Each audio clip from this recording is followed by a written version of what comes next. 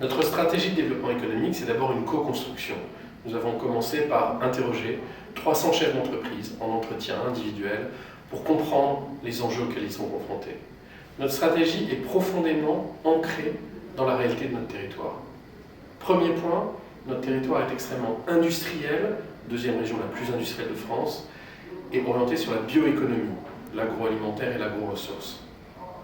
Ces entreprises, ces PME de l'agroalimentaire et de l'industrie sont en pleine transition énergétique, transition numérique, transition de leur modèle économique.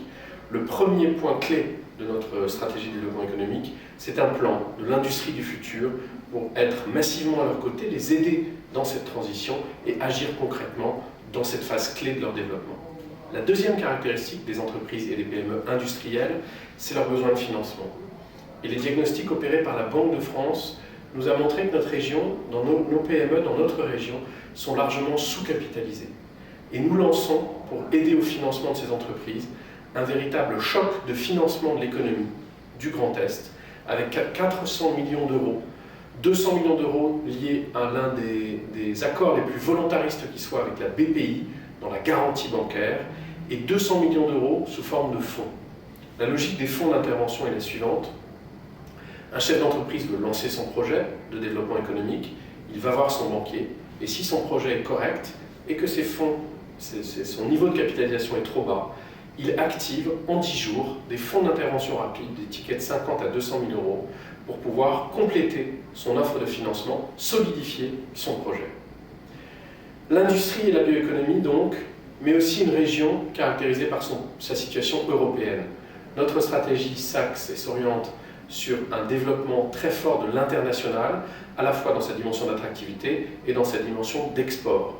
Nous expérimenterons dans cette logique-là 5 plans qui couplent un groupement d'entreprises et une destination que nous suivrons de façon pluriannuelle pour agir sur l'export de nos PME. Nous créerons aussi une agence transfrontalière franco-allemande sur l'industrie 4.0 pour agir sur ce tissu industriel transfrontalier. Troisième élément, notre région est au cœur de l'Europe, mais elle est aussi très vaste. Et pour répondre à cet enjeu, notre stratégie déploie 2 outils. D'abord, nous avons une conviction que notre économie et les acteurs publics autour de l'économie doivent être en réseau avec une économie très territorialisée. Nous avons développé 2 outils dans notre stratégie. Premièrement, mettre les acteurs en réseau. Ça signifie quoi? Ça signifie qu'un référent de développement économique, qu'il appartienne à la CCI, à une agence de développement économique, ou qu'il soit un agent d'une antenne de la région ou d'une Comcom, que toutes ces personnes-là soient référencées, cartographiées dans leurs compétences, qu'elles puissent être sur le même extranet, qu'elles puissent avoir 2 jours de formation commune par an, qu'elles puissent avoir accès à un back-office spécialisé, expert, qu'elles se partagent. Tel expert de l'export au Japon sera à la CCI de Mulhouse et tel expert du crowdfunding sera un salarié de la région. Et qu'on puisse mettre en réseau ces acteurs, ces centaines de personnes qui agissent au quotidien au plus près des entrepreneurs et qu'on alimente ce réseau par de la valeur ajoutée, par de l'information pour réussir cette intelligence collective de la puissance publique aux côtés des entreprises.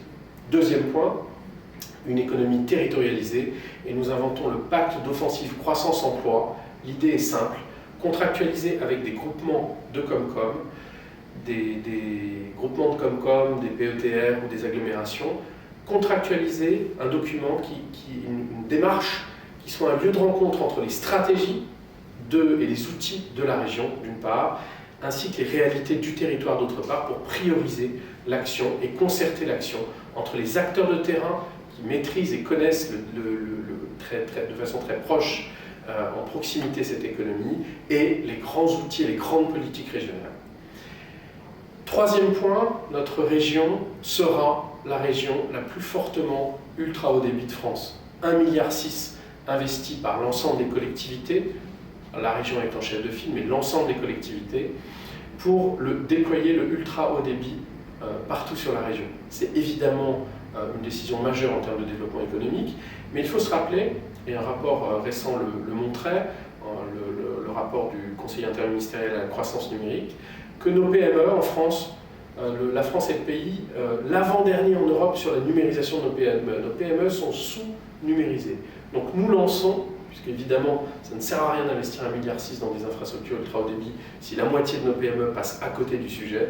Donc nous lançons un plan très volontariste de numérisation des PME, TPE, pour rattraper ce retard et prendre de l'avance, capitaliser sur ces investissements majeurs. Quatrième volet, le souffle d'entreprendre et d'innover. Nous lançons, et c'est une philosophie forte de notre stratégie régionale, nous lançons et nous nous appuyons et nous travaillons sur les réseaux d'accompagnement à la création d'entreprise. Un chef d'entreprise qui lance son projet a à peu près 3 fois plus, à 4 fois plus de chances de réussir s'il est accompagné. Il y a des grands réseaux, on a la chance d'avoir des grands réseaux associatifs qui maillent le territoire et qui nous permettent de travailler et d'accompagner au mieux ces chefs d'entreprise. Ce sera un élément clé de la création et la reprise d'entreprise. Deuxième élément, notre tissu industriel souffre du manque d'ETI. Nous avons beaucoup de PME et peu arrivent à franchir le cap et à devenir ETI. Nous lançons un accélérateur régional avec une quinzaine de PME par an qu'on essaiera en 2 ans de migrer de leur statut de PME à leur ambition de croissance vers le monde de l'ETI. Nous le ferons avec un partenariat volontariste avec la BPI, avec le réseau Entreprendre et avec la CCI. Et enfin, nous lançons un plan fort à destination des startups avec 10 millions d'euros par an destinés à des bourses pour des start-upers et pour leur dire que le Grand Est est une terre d'accueil de ces startups. Nous serons la région la plus ultra haut débit de France, nous serons une région sur laquelle le choc de financement permettra de financer vos projets et l'ensemble des start-upers doivent savoir que la région Grand Est est une région de terre d'accueil pour ces startups et de terre de développement pour ces startups. Vous aurez compris que notre stratégie, c'est une véritable offensive économique, une offensive volontariste, orientée vers notre développement et vers l'emploi.